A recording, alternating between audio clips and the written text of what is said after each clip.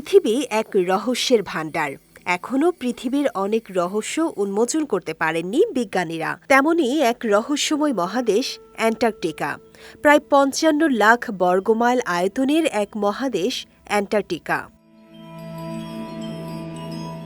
পৃথিবীর পঞ্চম বৃহত্তম এই মহাদেশের প্রায় পুরোটাই পুরো বরফে ঢাকা।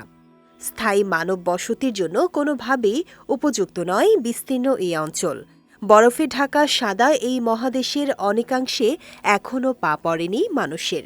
অনেক কিছুই অজানা রয়ে গেছে এই মহাদেশের।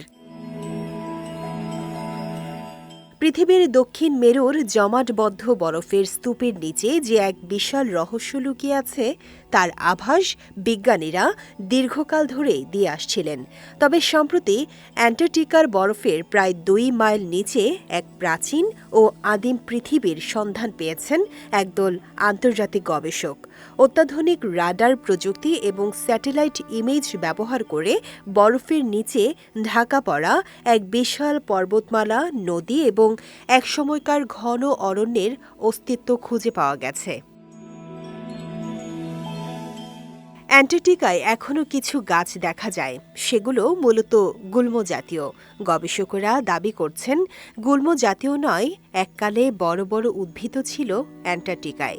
এখন যেসব অঞ্চলে গুটি গুটি পায়ে পেঙ্গুইনেরা ঘুরে বেড়ায় সেই সব জায়গা বহু বছর আগে ভরে থাকত সবুজ বনভূমিতে।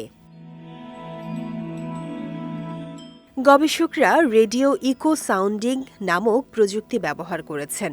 এই পদ্ধতিতে বরফের ভেতর দিয়ে রেডিও তরঙ্গ পাঠানো হয়, যা নিচের কঠিন ভূমিতে বাধা পেয়ে ফিরে আসা তরঙ্গের বিশ্লেষণ করে বরফের নিচে মাটির অবয়ব তৈরি করা সম্ভব হয়েছে।